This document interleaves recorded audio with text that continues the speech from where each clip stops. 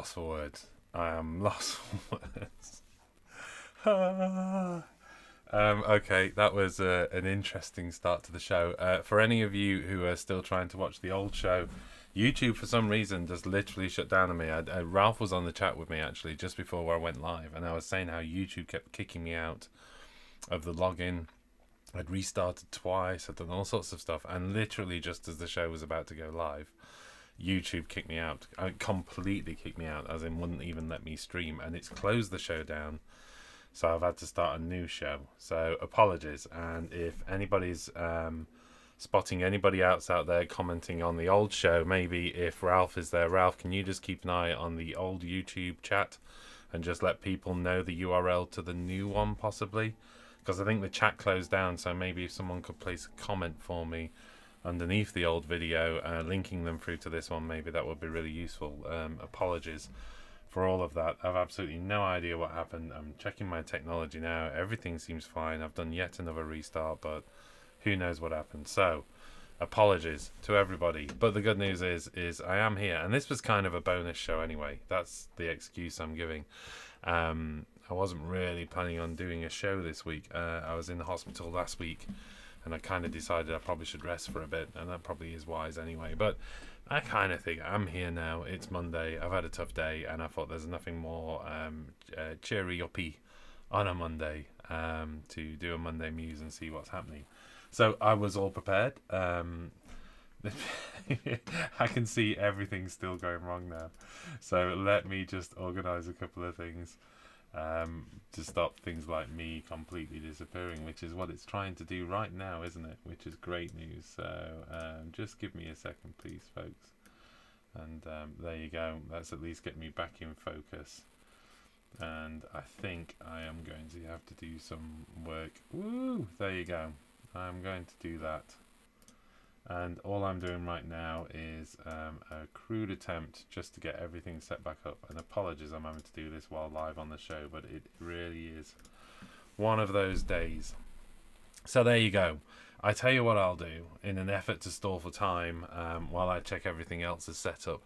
Let's catch up on the chat and see who's in. Well, there was more people, so I've done a good job of losing an audience by killing the broadcast, but needless to say, Felhate was in there and wonderfully pointed out that my hurried replacement show was actually set for 6 o'clock tomorrow morning.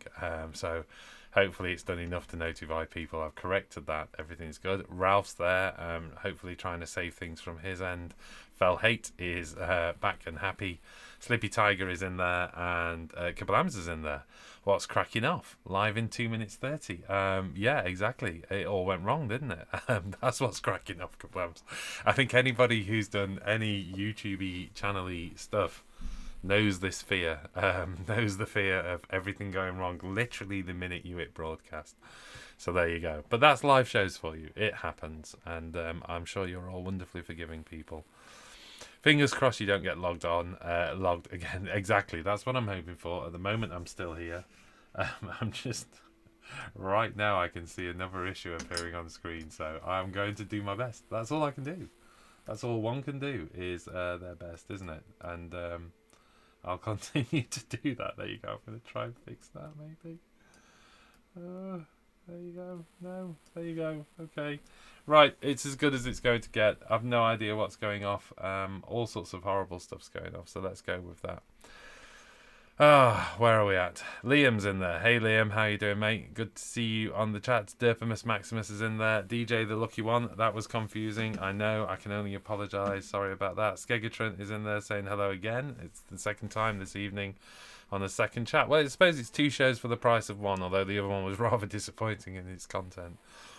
What have we got? Sean Blake saying, hey peeps, we've covered DJ the Lucky One. I think Coleman is in there. Hey up, how you doing? He's been doing some cool stuff on the forum actually this week, so we might check out the forum later. We'll see. Red Cuffs reporting in. Howling Madcat fully immersed in an REM state. Howling Madcat spends a lot of time asleep and or semi-comatose. But that's not a bad place to be. Dunny Woods is in there. Hey Dunny, how you doing? Tim Lawrence saying hello to everyone. Jim Wilson joining us.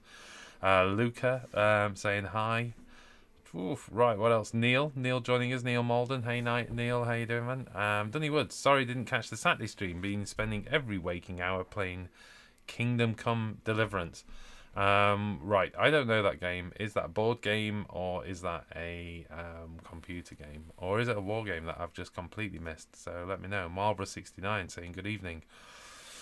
Paolo saying found it all. Hi, how you doing? Thank goodness. Right, at Wargamer Online, the old YT chat is shut down now and the video online, all 23 minutes of it. Okay, well, I suggest I'm not going to try and fix that while we talk. So let me just, we'll just have to leave that up, won't we? Maybe, I think. Maybe I can kind of get into it, but I'm kind of semi-hesitant at the moment to to even, you know what, I'm not even going to attempt it. Okay, Frost and Fist, hi there, beautiful people. Sorry to hear your YouTube troubles, my bearded friend. Well, thank you very much for joining me, Frost and Fist, and fighting your way through my YouTube troubles. So it's good to see you. Neil, someone used the wrong incantation. Yep, the Omnisar is not with me tonight. Roa saying, evening all, chat closed, disappeared on the old show. Okay, well, that's as much as we can do. Zluing saying hi. Jim Wilson, hi. That explains it, Phil. The countdown on the old show was increasing. I like that. Here I am, says Big Mac Dance School. Matthew Pink is joining us. Hey, Phil, and everybody else. Matthew Pink, how are you doing, sir? We've not chatted for a while. I missed your call the other day, so apologies. Paint with Penny saying good evening and evening again. Thank you very much, Paint with Penny. There's a lot of love in the chat between the group as well. Frost and Fist bigging up Big Mac's beard as well. Kablams, have you become as 3D print low resolution? Something has happened, hasn't it? I'm not quite sure what I can do about that, to be honest. It does look messed up, doesn't it? And maybe I should just not attempt to fix it. I think that would go terribly wrong if I attempt to fix it, so I'm just going to ignore that. Oh, the light of the Astronomicum shines once more. If it's shining in a sorry state right now, but well, thank you very much. I can't actually, you know what? The chat even jumped, and that was Marlborough69. Thank you very much. Matthew Judge saying, evening, Gonk, I'm still late as usual. Well, Gonk, tonight you got it right, because nothing happened. Nothing happened because I had all sorts of problems. So we'll run a little bit over tonight. Jet Set Jimbo, at Wargamer Online, what a mission, Phil. It has been a mission, but, you know, don't be too sympathetic towards me. We decided to do this nonsense on the internet, so we're just going to have to get used to it, aren't we? Elster Nation's in there. Hey, Elster Nation. We need to catch up. We were having a chat the other day, so we ought to have a catch up again sometime. Dunny Woods, computer game. Essentially, it's a peasant simulator. Fantastic. Am I peasants? Yes, not present simulator. Okay, Kablam's having a big grin. Coleman, sorry for off topic, but anyone from Glasgow who'd like to work for GW here? So there you go. Just tweet with a job offer, says Coleman. Next year for me, says Reaper _28 Grim. Hi, Reaper, how you doing? And in England. What? Are you coming to England? That's amazing. If you are, that would be cool. MCM 1966. Who's going to Warhammer Fest this year? We will definitely be going to Warhammer Fest this year. Looking forward to it. Pretty excited. So yeah, we need to sort our tickets out. We've not done that yet, so we've been a bit slack on that front. I'm just going to have a sip of my apple juice because it's been one of those shows. So if that's all right, just wet my palate. Like wet palate. So yes, we're going to Warhammer Fest this year. Definitely, that will be good fun.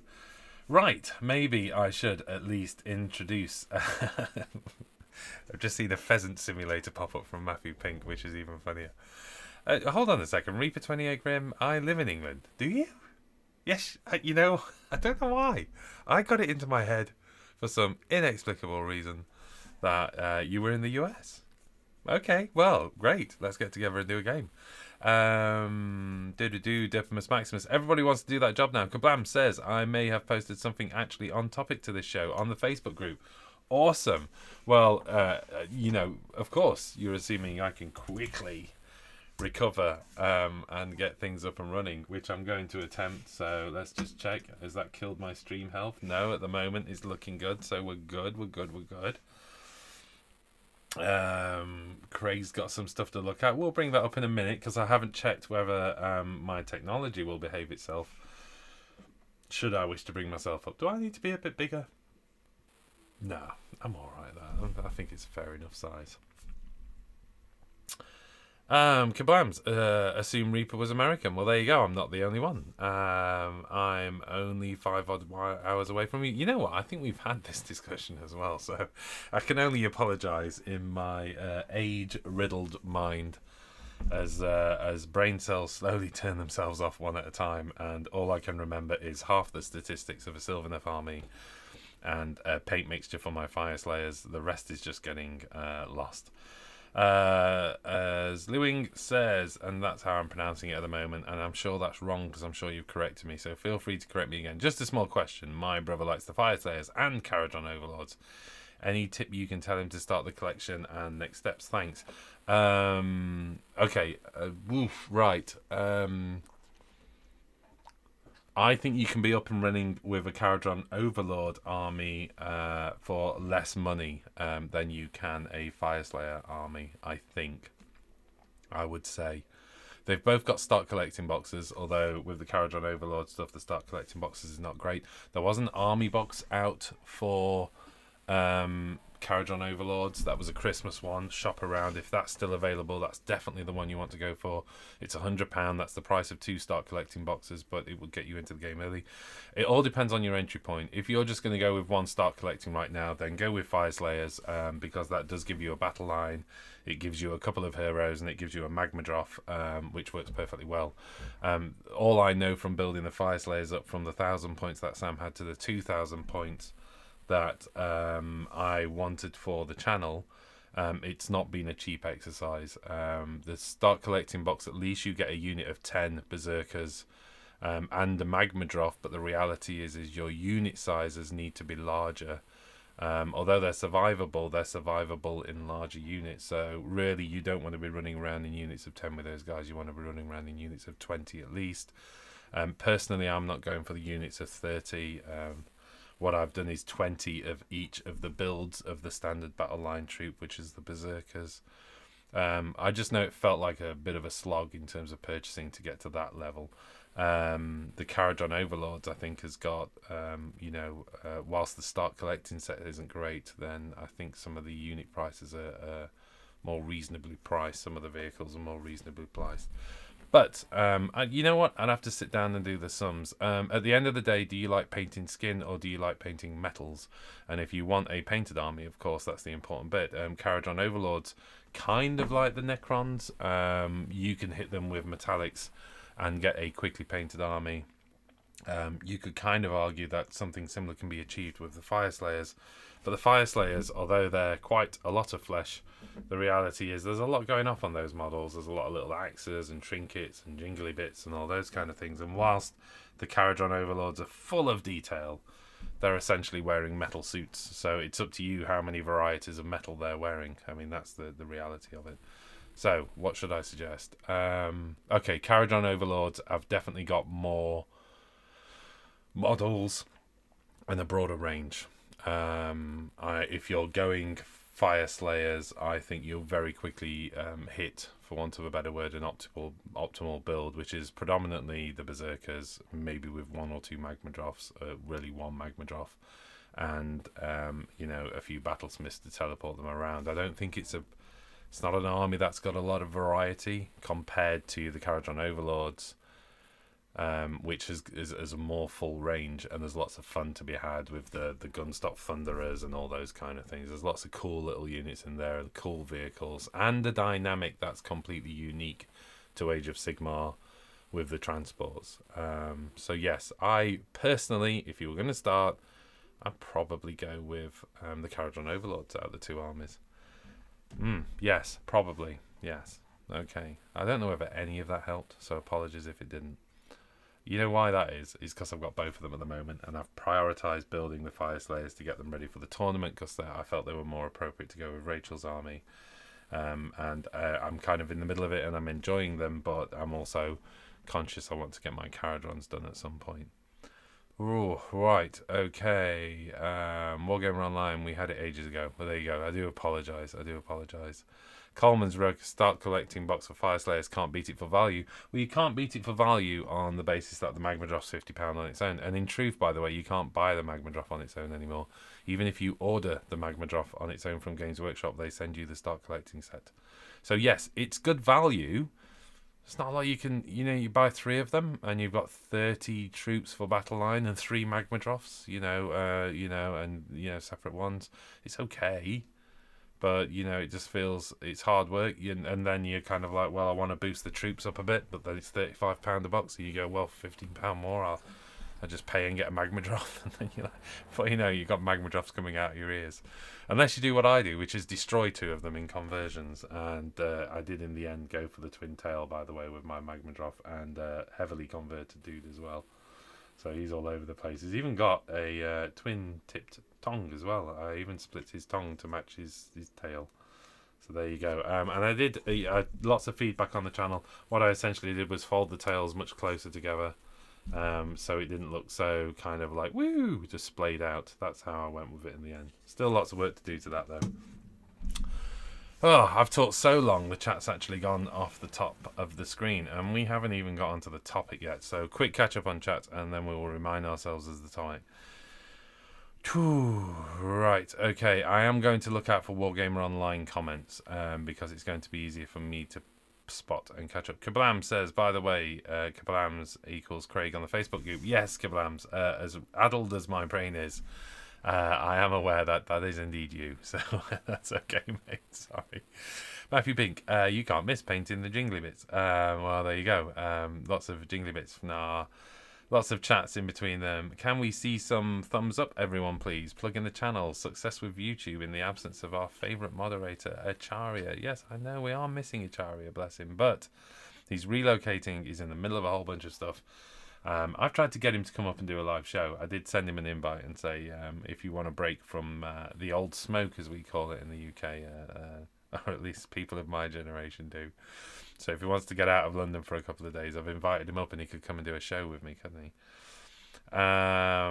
Coleman says, true, but they're okay for low points battles. Agreed, exactly. Magma Drop in the ears is what you get to spend too long on your jingly bits. There you go. It's all going off on one. How long does it take Phil to put his makeup on? I can tell you exactly how long. No time whatsoever. I've got a makeup gun. I just point at my face, fire, and I come out as beautiful as this every day. Yeah, so although it's pretty amazing how I look, what am I talking about tonight? Right, let's get on to the topic. You can tell I'm a little bit out of sorts tonight, given back pain treatment and the fact that my stream just completely collapsed on me just as we were about to go live. So according to this, everything is healthy and good, so hopefully we're still getting a good content going out, but we'll see. Tonight's conversation was prompted by one simple question.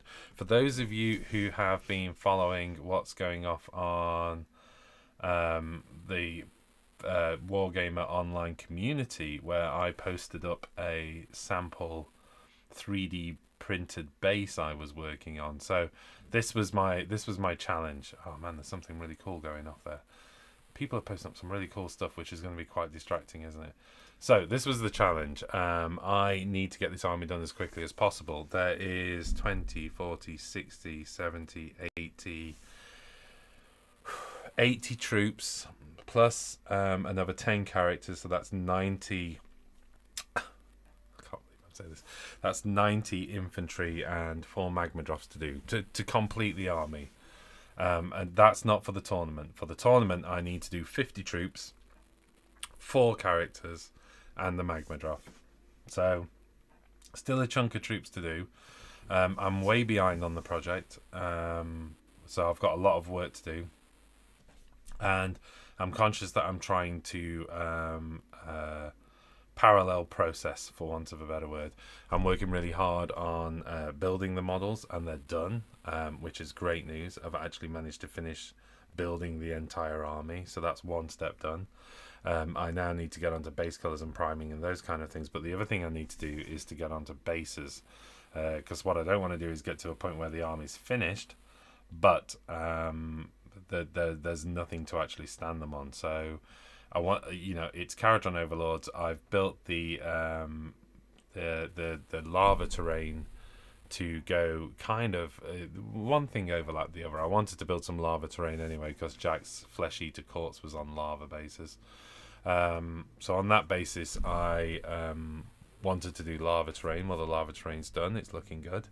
So I wanted to do lava bases, and of course the classic lava base is the 3-4mm cork. Slap it on top of a 32mm brace, break the cork up, bit of PVA, maybe a bit of hot glue gun if you want it to last a bit longer, and Bob's your uncle, you've got a lava base. But I wanted, I wanted to try something different really. I was thinking that's going to take a lot of time. I've got 90 bases to do, 32mm. I've got 10, 15, 40mm character bases because I want to do them as 40mm. Then I've got the magma drop bases to do, and at least one of them is a scenic base. So this guy here, when okay, I'm going to take a risk and see if I can get the desk cam up. Of course not. That's not going to work, is it? Why would it tonight? Excellent news. Okay, let's okay, give up on that one. So here we are, one magma drop, one base. And for anybody who's seen any of the photography, what I've actually done is re-sculpt his rear legs so he's rising like that, and that gives him a bit of extra height and makes him more commanding on the battlefield. I've been using spacers to kind of design that height, so one paw's going to be down, one paw's going to be floating in the air like that. Claw paw. So that's the idea of that pose. So I've got a bunch of work to do, and I was thinking that's a lot of cork and a lot of messing around, and it would take at least 3-4 nights of my time to get those bases done, at least, without a question. So that's where I came up with the idea of, okay then, I could try doing 3D print. I'll 3D design, say 10 32mm bases, print them out 5 times each. I could stack up, I think I can fit something like 30 bases on the printer, without even having to worry too much about it, which means like 4 print runs, and I've pretty much got the army, the bases printed. Those 10 bases, I had to go designing one. I spent, and this is no joke, I spent 40 seconds designing the base that's on the Facebook group at the moment. It was less than a minute. I dragged a circle, made it 32mm. I was using SketchUp, carved some little lava bits in, twisted a couple of other bits, and then just hit test print, just sent it out. The idea is I spend an hour designing 10-15 bases, something like that, and really spend a bit more time getting nice detail in and all the rest, and then over 3 or 4 nights I can just send them to the printer and let them print out. But the great news about that is I'm not sitting there, and that led me to this slight concern. When you attend an official tournament with Games Workshop, obviously you are not allowed third-party parts. Now this is the interesting thing. If I was to make all of those bases out of cork and hot glue and all the rest and stick it on top of 32mm bases, that's hand sculpted, and they're not parts, they are something you've created yourself. Well, in principle I will have sculpted these bases in 3D software. So this was my conundrum. Do I need to contact Games Workshop? Are they going to be okay if I show up with a bunch of bases that look like they're third-party bases, but they're not, because I've designed them and sculpted them? And then I thought, and that led me to that distinction. Well, what is the distinction then? If I've built and sculpted something in 3D software, does that count as sculpting? Is there any distinction between sculpting in 3D and sculpting by hand? So Games Workshop are more than happy to celebrate beautifully modified and converted models. They're absolutely, love celebrating converted models. You see it all the time in Games Workshop and all the rest. Now that's not about sticking third-party parts onto your model. That's about using green stuff and other Games Workshop components. So, you take half a Mechanicum and stick it on half an Astra Militarum, and you've got some kind of weird acolyte dude. and a bit of green stuff in between. I'm overstating the simplicity of some of those wonderful things, and there you go. You've hand converted. What happens if you were to design and print out some legs? Do they, robot legs, do they constitute as third party? If you're not making them commercially available, do they no longer constitute? Does that constitute as hand sculpted? So that led me to the conundrum, which of course led me then by logical extension to the argument that I've seen throughout my life, to be honest, as technology has moved deeper and deeper into our lives. Photography. When I was an art student, I only studied on film. It was all film photography. Digital photography didn't exist. It didn't exist until I was at university, and even then the resolution of the cameras was about 160 pixels. So I saw one of the very first digital cameras to hit the commercial world, and it wasn't great, and it took a lot of work to do anything with the image. But we all asked ourselves the question then, is this really photography? Is this what photography is? Now, of course, nobody within reason now bats an eye at digital photography. Most SLR cameras, most commercially available SLR cameras are now digital. Almost all professional photography is done digital. It's far too convenient. It's far too easy to be able to preview your work. There's no having to take it back and develop it. There's no bad surprises. In fact, actually, a lot of photography that exists in the world right now is actually 3D rendered. So if you're watching an advert of a car driving around a mountain road, chances are that car's never been there. At the very best, there may have been a rolling rig with motion tracking points on it for them to then build the car. And you'll see some adverts for cars now where the car deconstructs as it dives down the road, and that's because you can do that. It's a 3D object. It never was an actual car. So we've come to accept that. We've come to accept that as an art form. Digital photography can produce beautiful work. Weirdly enough, even in the hobby, there's still the debate over whether airbrushing constitutes as painting your models without cheating, and that's an endless debate. I think everybody knows my opinion on that. I love the airbrush. It's another tool. It's another way of applying paint to your model. I don't think it constitutes of cheating, because you can see great airbrush work and you can see essentially somebody just spraying their miniatures with base coats. There's a big difference. So yes, it's a tool, and it can be used well and it can be used poorly, like any other artistic tool. So strangely enough, that debate still exists, because although airbrushes have been around a long time, I don't think they've been around as a modelling tool as prevalent as they are now. And I think that's down to airbrushing becoming quite affordable. You can get a compressor for £60-70 now, and that's driven that. So here we are. What's the next logical step then? Well, where are we at? I need to create a flagpole. I need to create some bases. I need to create a shield for my model. We're not far off, surely, becoming relatively commonplace for me to be able to sculpt something in 3D.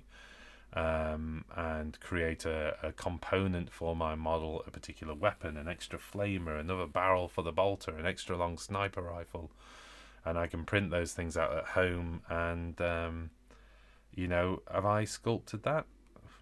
That's the question, isn't it? What happens if I download the object from one of these publicly available sites like Thingiverse and print it out? Then it's not my model, so I certainly haven't sculpted it. So that kind of feels like it's bordering on third-party component now, even if it was freely available. So here's the challenge, isn't it? The world is moving on faster than we've designed the rules for it. I'm going to return to the chat and see what people have to say, but I want to have a look at a couple of things. Now, admittedly, my technology has just failed on me, so you're going to have to give me a moment to see if I can actually get that back up and running. I'm just going to try that now. Okay, so I can actually get that back up and running, and that's something I want to talk about a little bit. But let's check the chat out and see where people are at with their musings, I suppose. Right. Okay. I think the chat scrolled down a little bit, so let me go back up. Magma Drops. How long does it take Phil to put his makeup on? That's where we were, wasn't it? Frost and Fist saying hello to Nurgling. Hey Nurgling, how you doing? Homish is joining us. Got 15 Virtus Praetors. Now thank for delivery. Homish, that's your 15 of them. That's incredible. 15 of them. We sent you 9. You've gone out and bought 6 more. Look how quickly I did the maths there. That's incredible. That's huge. But well, good. I'm glad they've made it to you. do the decent thing and pop some stuff up on Facebook and tell everybody how fantastic we are, because that would be nice. That's the unwritten contract of winning the premium giveaway. Stay was says hello. Oh, DJ the Lucky One, how's my back? I'll answer it quickly. It's not amazing. I went back to work too soon. I went back to work strangely enough, actually, I was working the afternoon after the operation. I had to do a brief bit of work. I had a little bit to do the next day, and I went into the office on the day after. I am regretting that. That has worked badly for me because my back has bruised up. And it was a time when I was meant to be resting and laying down. But there you go. We lead busy lives and we make foolish decisions. Do not follow my example. Who we got? Elster Nation. Paint like a champ, Phil. You know you can do it. Thank you, Elster Nation. I am going to be using your skin technique that you were good enough to teach me for my Gene Stealer cult. And secretly, I'm hoping that's going to save me. I hope it will. I've seen how effective it was for what you did on the Gene Stealer cult. I used it on my Aberrants, and it came to great effect. I'm going to be trying different washes, and that's why I want to have a chat with you, because I want to try a different recipe and get your thoughts on whether you think it would work. But that's for another day. Dunny Woods, is there hobby cork or something, or do people just buy cork boards? Hobby cork is available. It's available through sort of railway scenery people and those kind of things. I think the vast majority of people buy cork boards. IKEA do a set of cork coasters, which they do thick ones, which are the sort of trivet, and they do coasters for cups, and they're great. They're like £1 for 4, and you can just rip them up and they go a mile. So. Right. Luca says 3D printing is better for the main part and serial hand printing to the details. Personally, I use pinning rolls for bases for the general theme. Brilliant idea. That's an interesting one, isn't it, as well? Yeah. So that's the rolls that you just sort of roll them on top of the texture and it does a print and those kind of things. That's a nice idea. Derpimus Maximus says, I'd 3D print stuff I wanted to be consistent, like if you wanted a textured chapter badge or a homebrew chapter, then 3D printing for me would be the way to go. Good point. It's one of the things I know that... crikey, that's we've seen, plastic cutters. I'm trying to remember the name of it now, but the little die cutters that use that used to great effect to create terrain as well. That's consistent. So yes, it's a good point. You've got archers, you've got terrain pieces, you've got those kind of things. That consistency. You know what's also great about that, and I found this in instances where I did the doors, and I'm a little bit annoyed because I had a problem with the channel. I've not managed to grab some of the doors I've done for the Zone Mortalis. This is the thing, I designed 5 doors. Now, it took me approximately half an hour to design each one of those doors, and probably about an hour and a half's experimentation for the very first one, because I kind of had to get it into my head. How do I do all of the rivets and those kind of things? Took me kind of half an hour each, I think, realistically, to design those doors. So I got 5 designs done in one sitting. That was the important bit. I then did the horrible math of how many doors I would need for my Zone Mortalis board. And it was into like 45 or 50 doors I needed. And the great news is I actually decided to print the doors upright. It seemed to be the best way to go because I could do them double-sided. So I stacked them up literally a millimetre apart from each other. It was like... And I managed to print 25 doors on one printout. And I sort of lined them all up in the software and said, how long is this going to take to print? And it was like 16 hours. And I thought, oh no, 16 hours. And I thought, well, actually, I don't need to watch it. Okay, I need to check it out every now and then. It's not like I have to sit there for 16 hours. So I moved my 3D printer out to the shed, so it wasn't making a whole bunch of noise in the house. And on, like 10 o'clock one night, I lined it all up, made sure the spool was nice and full, selected print, and when I got home from work the following day, there was 25 doors waiting for me. And the first thing I did was knock them all off the table, as in, get them off and clear the deck, and hit print again. And then like a day and a half later, and it was amazing. It was 50 doors done, and in truth, the workload was just a couple of hours. It was a couple of hours at the start, and then 10 minutes to break them off and hit print again halfway through. So it's an incredibly compelling argument, not only to do consistent work, but to also save a huge amount of time when you've got multiples of something to do. I think if you're doing a one-off, you do have to ask yourself the question, is it worth doing a design which I'm only going to print once? You do have to ask that question. But if you want multiples and consistent, and the more you want of something, I think the more time you can put into the master as well. I mean, that's the point, isn't it? If you're going to get a greater return that way. Oh, Al Kirkham is joining us, and wait. Wargamer Online from Kablams. That's an interesting thought. I've been making loads of shields for my 30k, which could be mistaken for third party. Well, Kablams, I think are you using one of those little plastic cutters? I think, is that the case? I think or are you using a 3D printer? But let me know. I think you're probably using the casting. I think it's amazing. The quality of that stuff that comes out is absolutely stunning. But you're right. Could be. Will it be a problem? Will Games Workshop frown at this stuff, or will they say, actually, no, that's sculpting? I mean, they're hardly in a position as an organisation to argue that digital sculpting isn't sculpting. But if they push it over onto manufacturing and parts manufacturing, then we may be in for an interesting time with our tournament armies. DJ the Lucky One, Phil, on Warhammer TV, they said third-party bases are the miniatures that they were concerned with. Email them. Oh, well, that's good news. That's really good news. So they don't. They're basically saying they're okay with third-party bases, but it's the miniatures they're more concerned about. Well, that's good news, because I'm less likely to offend then, aren't I, if I show up. I do intend to email them, by the way, because obviously I have converted the Magmadroth. He does have more table presence, which for all intents and purposes is actually a disadvantage for me. So I can't see them having an issue with the conversion of the Magmadroth, but it does clearly state you need to email them with any conversions. Matthew says they'll have to take people at their word that they designed it. How different is it to trusting that a golden demon winner can actually painted their model? Good point. Yeah, I mean, we have, to a degree, got to assume a sense of fair play in people out there. Oh, Big Mac Danskull. Advising Kablams to simply mess his shields up and make them look more amateur, and therefore not so obvious. Claymore 2 of 9 says, 1, did you make them? Question, yes. 2, did you buy them from somebody else other than GW? No. Equals you are fine. This is a good point. I mean, that's the thing, is that's the truth of the matter, isn't it? And the simplest truth. So it shouldn't be a problem. As I said, that was my primary concern that left of this show. It's not really what the show was on about, I think. It was how accepting are we now that 3D sculpting is indeed sculpting. When we launched this channel just over a year ago now, I remember 3D printing coming up in the topic, and it had there was a lot of negative views on it. A lot of people felt it was, again, the arguments you get with airbrushing, it's cheating, it's not right, it's not proper sculpting, etc, etc. So it's interesting to see in the space of a year whether things have changed, really.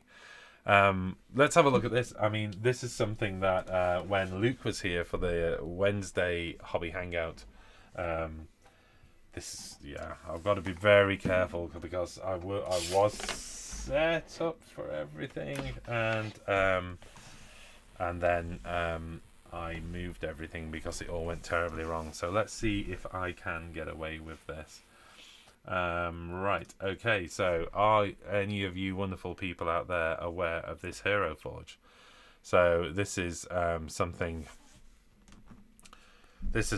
that's out there. You can create a little model, and having a good giggle with this, I decided to design myself. I think I constitute as a large male man.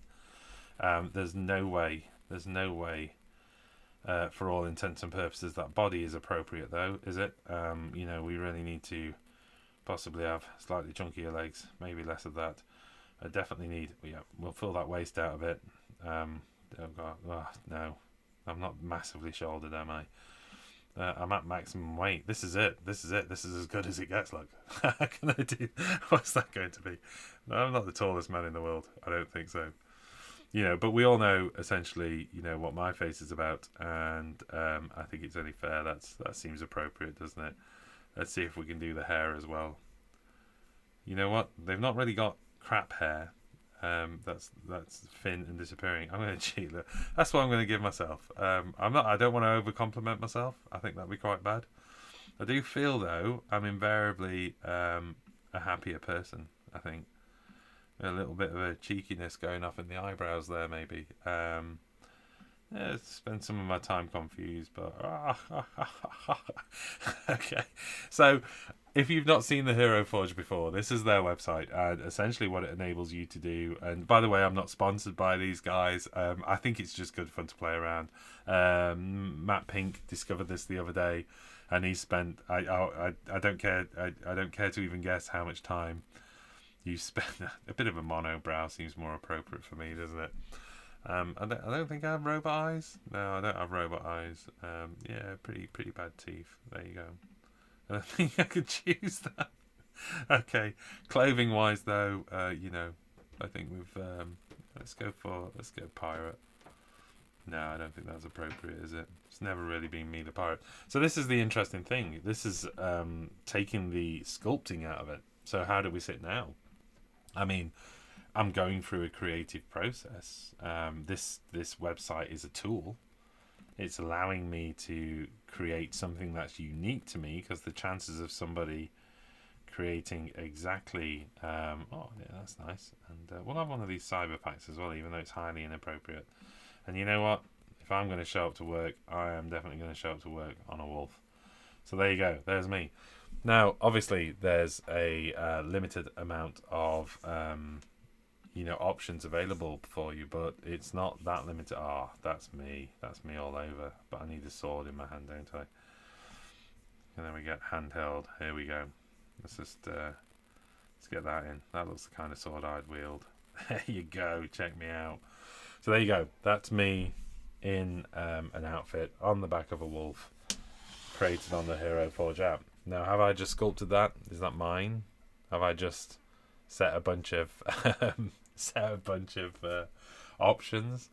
It's unique to me. Has anybody ever created exactly that model with exactly that parameters for the head, for the eyebrows, for the hair? Let's take expressions. There's quite a few slidey scales in there, isn't there? You get a little bit of a snarl in there. I'm feeling a little bit more angry. How about that, though? I don't think I should be. Yeah, we'll get rid of that.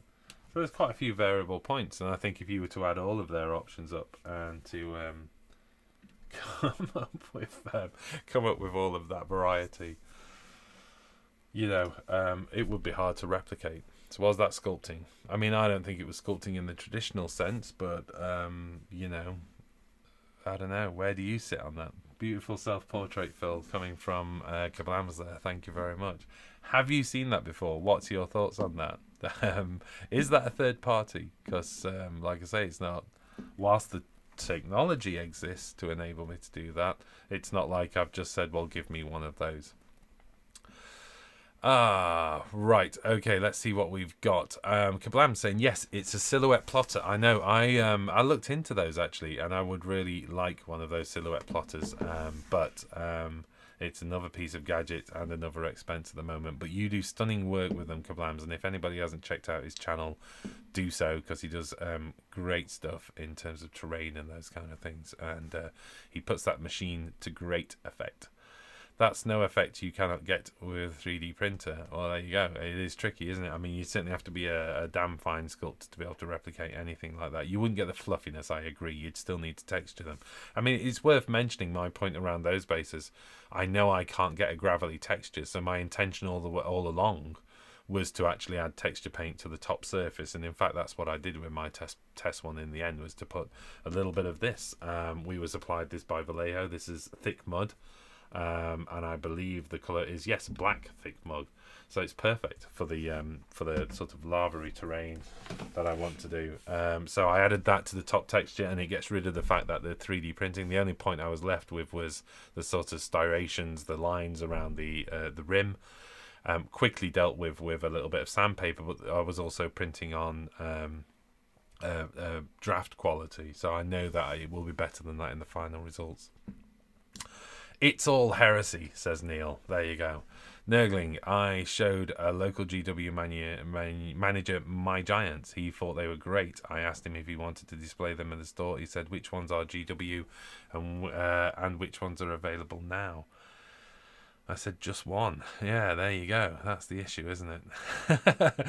And he didn't like the idea. Lucas says at the beginning 3D printing was not sculpting because it was horrible quality one. I mean, that's the whole point, isn't it?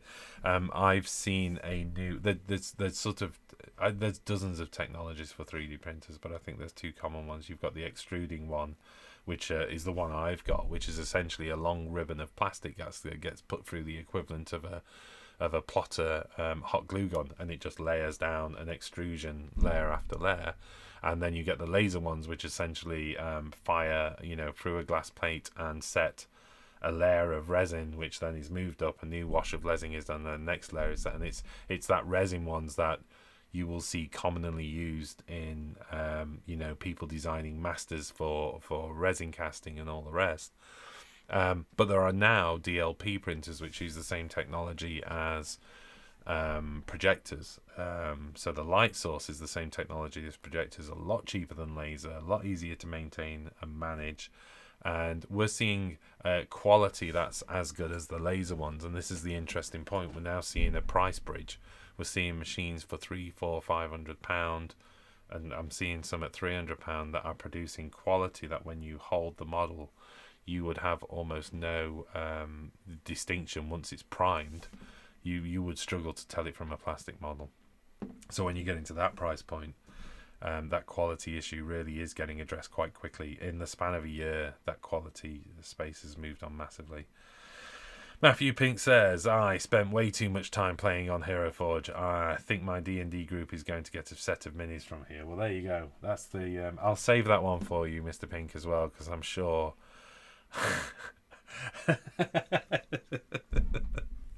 I've just seen Coleman's comment, which says, I like how Phil is keeping the booms on.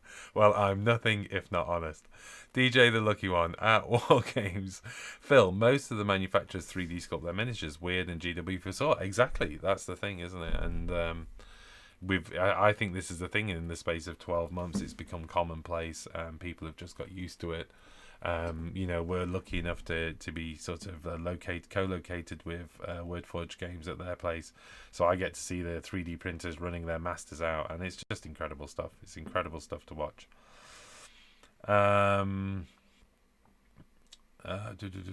Jim Wilson. Phil, you need to sculpt one of Sam with a giant salt grinder as a joke present for him. Well, reading that out may have spoiled the surprise, but it's not a bad idea. I don't think you can get a salt grinder. I'll do a search when I'm not live, and if I can, then I'm on it. Right. Hero Forge is definitely third party, says Mr. Pink. Well, yes, absolutely. Sleepy Tiger says, no, that's third party. You're just assembling third party assets. Well, there you go. Yeah. Although there was a process. I mean, this is the thing, is do we accept that was a creative process? Me changing variables. Was that a creative process or not? That's the question. And again, I don't have the answer to that. This is one of those musings where I genuinely am musing. I think my point of view is I now see I definitely see 3D software and 3D printing as another tool to my belt. So there are times when I'm looking and thinking, that I do plenty of green stuff work. There's a load of green stuff work being done to that, all down the bottom of these legs. There's been additional scales added to the legs as I've extended the angle of the ankles. So I've had to I had to bend the toes down. There really wasn't enough detail on the leg, and I didn't want to shorten the legs. So the bottom 2 rows of scales on those legs, which I doubt you can see, have all been hand sculpted with green stuff. Not that great, but it's as good as I can do. I'm not as good as Sam by a million miles. But yes, so I hand sculpt stuff. But like I say, there are times I also think, 3D printing is the ideal tool for that. I think I'm getting a consensus, really. I'm surprised, actually, to a degree, that there's less contention in the chat this time round than when the subject came up about a year ago. Maybe it's the crowd is different, but maybe it's actually people are just more accepting of it now. Right. Frost and Fist says, awesome model, Phil. Well, thank you very much. I'll save that, and you can order it from Hero Forge for whatever they charge. I won't even charge for the design service. um, Jim Wilson, that Think Mud stuff is awesome and great value for money. Too right. Vallejo sent us these for review. Sam covered 3 of them. Because these colours were kind of more to do with the sort of mud and stuff, we didn't really cover this. I think Vallejo probably deserved me to do a short video as I do my bases, giving them credit for that pot, because that is just amazing, and the value for their texture paints is incredible. I'm going to risk opening the... There you go. There you go. I mean, that's how much texture paint we're talking. You're not going to run out anytime soon. This is really enough to do large dioramas, you know, never mind about bases. I've got a feeling that pot's going to be around my studio for a long time. Tim Lawrence. Right, hold on. Sorry, there's one that's not. Nurgling. Phil, what's the biggest area you could 3D print with your printer? Tank, dragon, or larger? The printing area is 22 centimeters by 22 centimeters by 24 centimeters, I think. So that's actually, you know, it's quite big. And like I say, if you think about the doors were 10 centimeters each because they were designed for my Zone Mortalis board. They were about 7 or 8 centimeters, and they might be about, I think they're about 8 centimeters high. Whatever the standard. At the time, they were designed to the standard height of a floor on Citadel's scenery, which was, you know, set by the ruins, the Gothic ruins stuff. So I think it was about 7 or 8 centimeters high. So yeah, because they were 10 wide, I could fit 2 of them on the bed. And then because they were only 5-6 millimeters thick, I could just run them down. I did do some larger blast doors that were about 1.5 centimeters wide. Right. What else have I missed? There is a comment from Luca here as well about rolling pin. Remember only to pay attention with GW bases to the central part. Gus being void can flex and lose detail. Okay. That's interesting. So what you're saying is you roll the pin over. You know, you've got nowadays, compared to the old 40mm bases, which had the little pegs which would act as a support, the 50mm base will essentially flex as you, there's almost no lateral strength to that, isn't it? So as you roll over the tension, it just pushes away. Good point, and thank you for that tip. Oh, right, okay.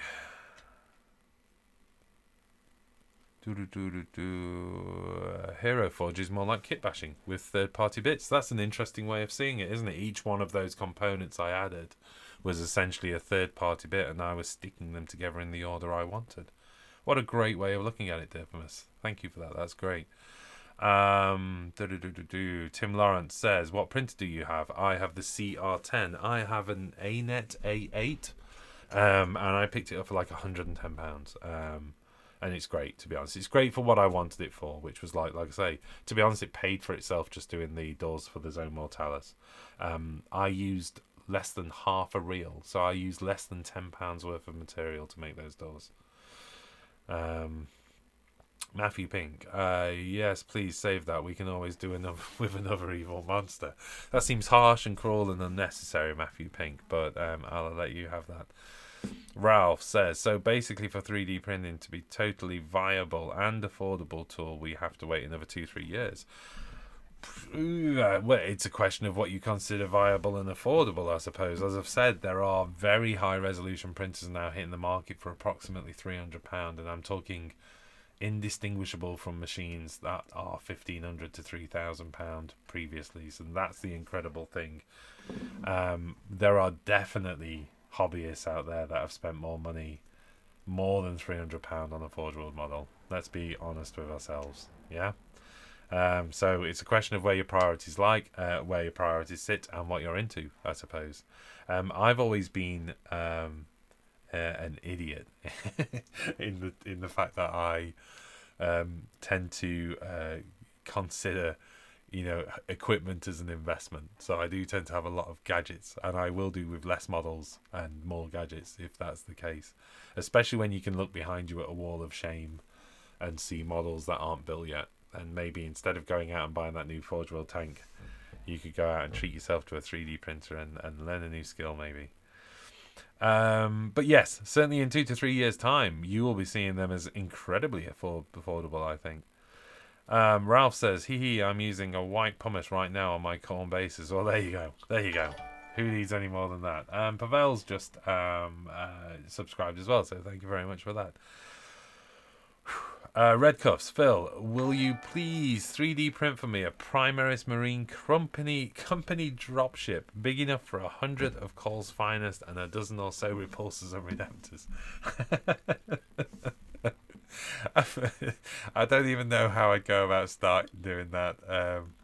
I once promised to make someone a scratch built Thunder. You know what? I never promised to make them a scratch built Thunderhawk. I joked that I would make them a scratch built Thunderhawk. I've never lived it down, so I'm certainly not going to be foolish enough to promise to 3D print for you what would be a marine company dropship. So this is some kind of huge beastie, would it be? Yeah, you'd need a hell of a 3D printer for that. Dana Mod, I'm still looking. Anyway, 3D printing gave you the option to create with precise style some parts of not miniatures for at least the next 5 years. It will be too expensive compared to a normal one to create. Yeah, like I say, I mean, if you consider I paid £120 for my printer, I paid £20 for the spool of filament. I printed 50 doors out for my Zone Mortalis board.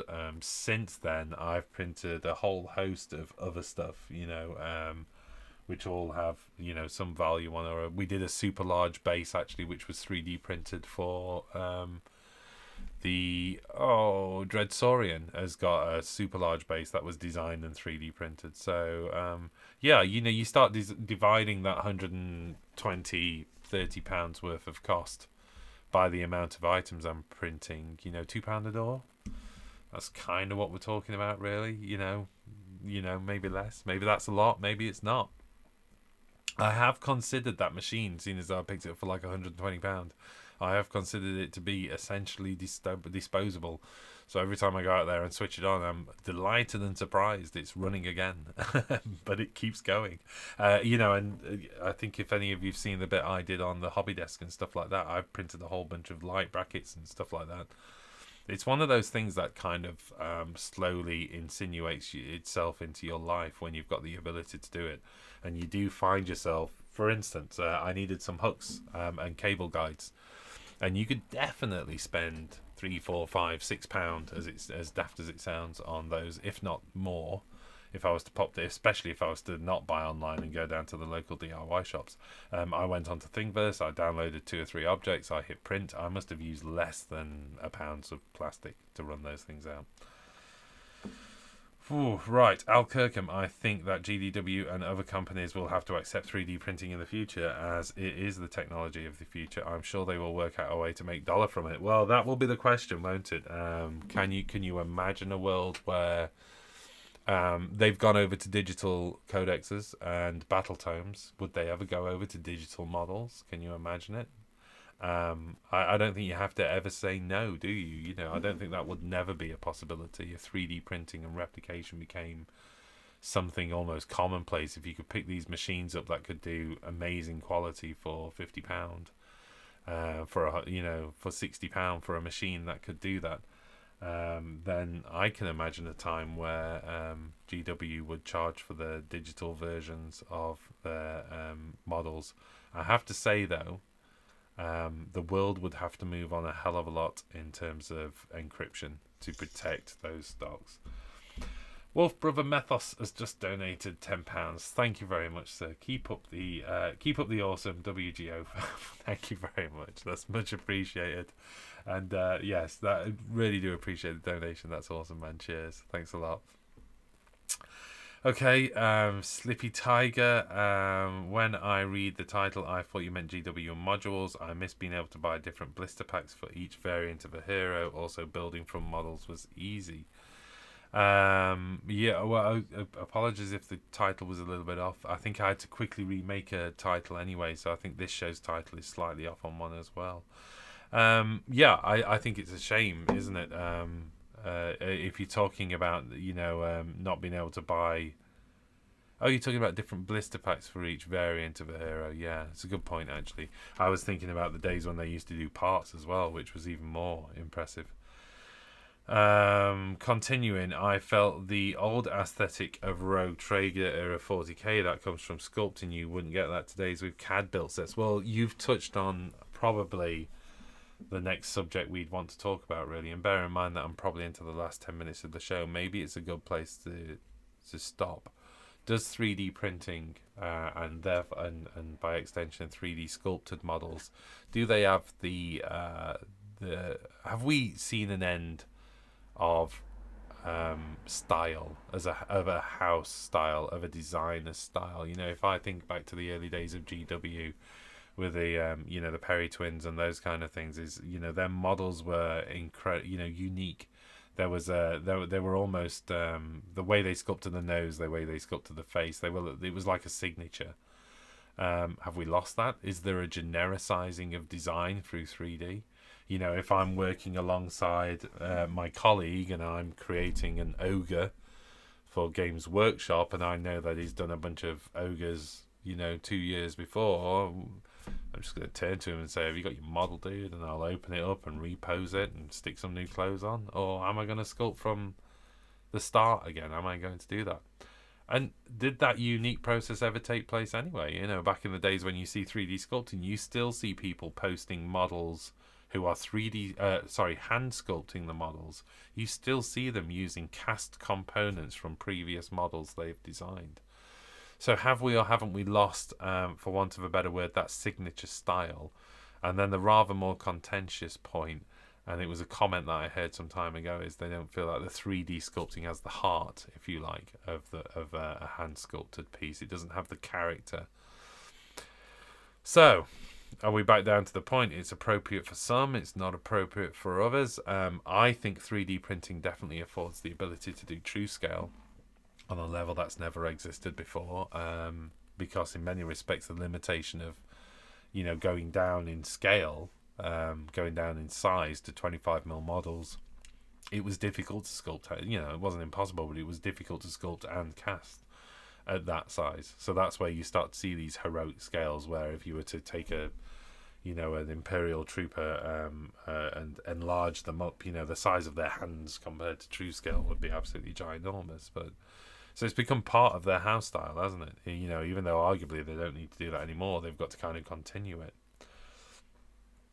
Okay, what else have we got? Dantouche.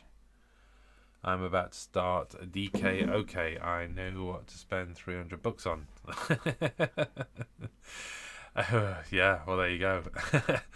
Matthew Pink. Well, Forge World sells 6 Mortalis stalls for £55, so I think your quid's in. Well, there you go. Danon says, in the future 3D printing will become like digital books. Digital miniatures will need better augmented reality for now. Anyway, companies will start to sell minor 3D projects plus users costs. I mean, that's the thing, isn't it? It's the value proposition piece, isn't it? Because you can look at a model and say, where is the value in that? And I think GW are very good at understanding value in their product. And what I mean by that is they know where to charge for it and they know where not to. So you do get that whole raising of eyebrows of some of their pricing policy, but you know what? People continue to go out and buy it, and if they continue to go out and buy it, that means at some point they make a value association to it. So what is the value of a digital object? Is it the time it takes to sculpt it? Or is it the intellectual property? Or is it the years of training that the artist needs on the software? I mean, that's the question, isn't it? What are you paying for? So yeah, working out the cost. Given there's no manufacturing cost, I dare say the manufacturing cost is... Material cost is probably quite high because we're talking plastics and resins. So you can imagine material cost is quite high. We know that they're expensive to set up manufacturing-wise because the molds themselves are expensive, although they're dropping in cost. So what are we left with? Where is the value when you buy the model? Is it because you get a lot of plastic? I mean, everybody says that's a lot of plastic. What happens if you're just buying a digital file then, and you've got to pay for all the materials and your own time and your electricity and all the rest to print these things out? How much would you consider reasonable? We know from the digital battle tomes and the digital codexes, GW knock about $5 off a book essentially for digital version versus print version.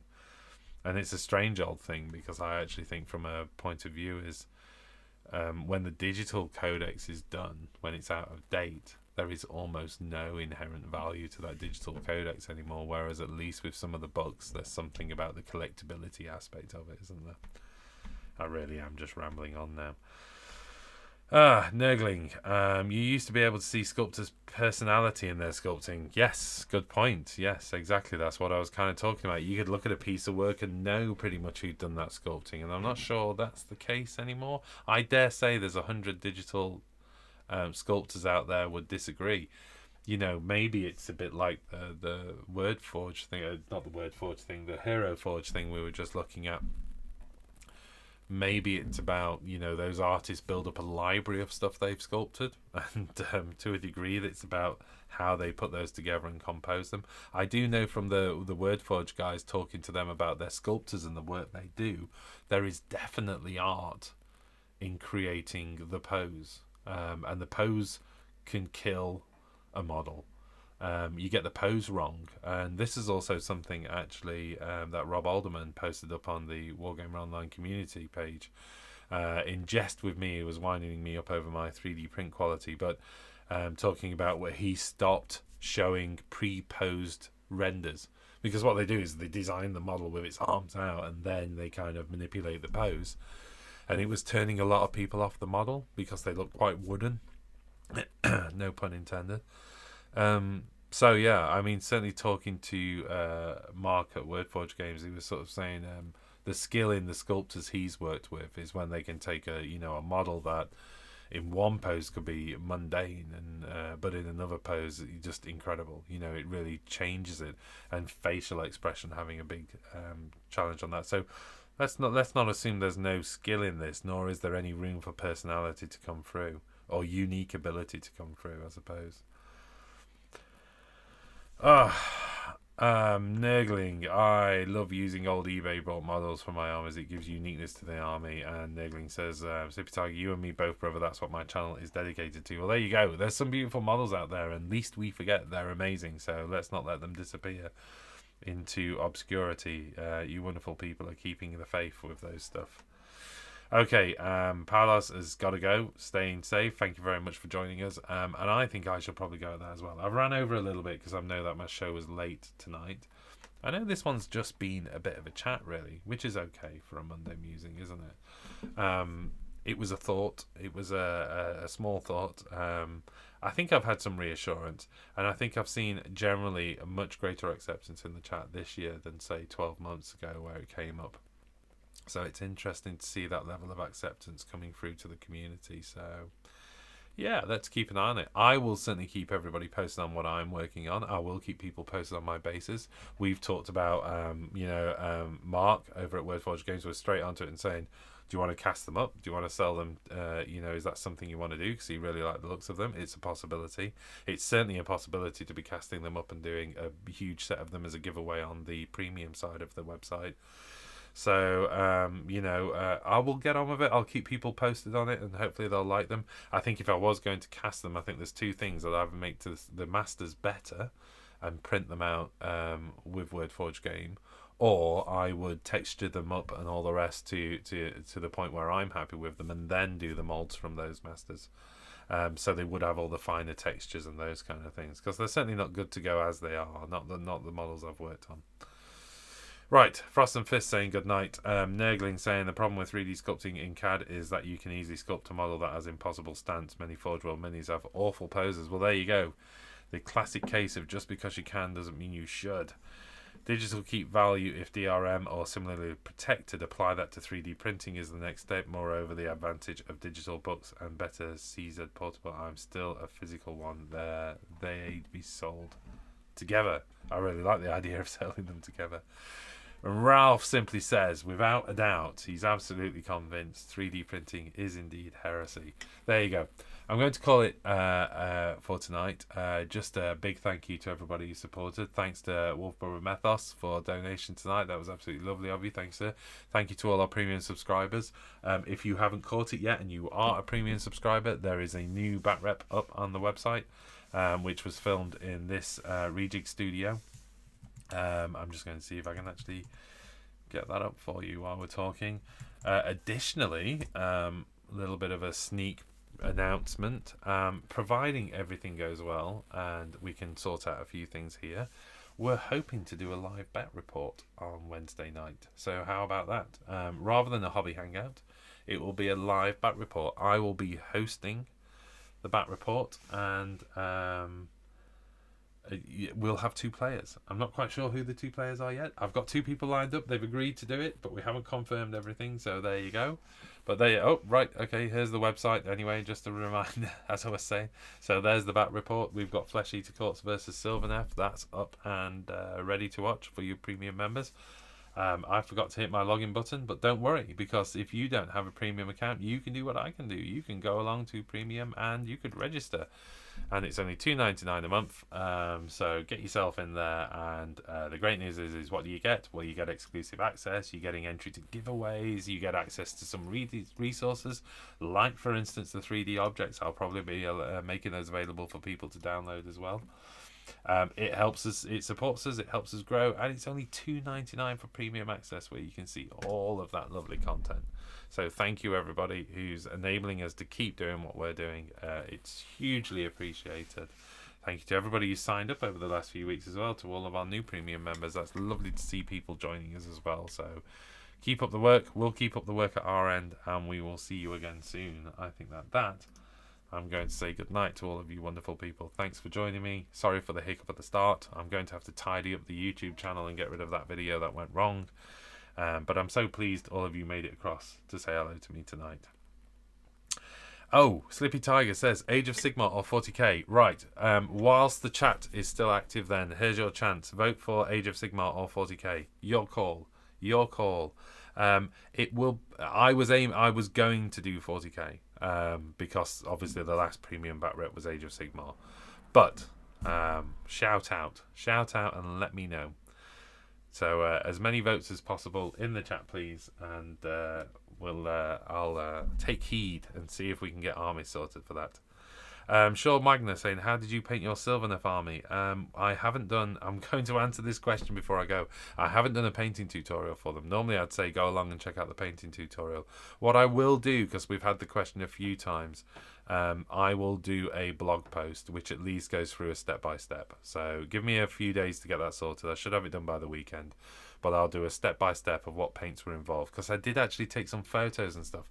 And actually I shot footage for a tutorial. But unfortunately, this footage got corrupted and it became impossible to edit. Some kind of horrible file problem. But at least I've got photos and I can do a step-by-step on the blog. And if you're not quite sure where the blog is, or if you haven't been to the blog, it's there, look. There's a couple of articles up so far. It's only just started, but we've got, Luke's article, How Deadly Are Bloodthirsts. There's a new article coming up this week. And then I've done a blog piece on how to make the lava terrain as well. So, yes, like I say, I don't always get time or the ability to create a full-on video, but these blog posts are really useful. They're a sort of step-by-step guide on how to do it. And, of course, what's great about this is you can comment and question. So if you've got any comments, if you've got any questions, if you want to know how it's done and those kind of things, that'll add to the bottom as well. So there you go. You can ask and I will answer. How about that? It's like an interactive thing that we do nowadays. I'm going to call it a night. Good night all. Thank you very much. And I will see you again hopefully on Wednesday. If not, it will be the following Monday. And I'm sure Sam will keep you posted on whether he's doing a show this weekend. Okay, thanks a lot all. And we'll see you again soon. Bye.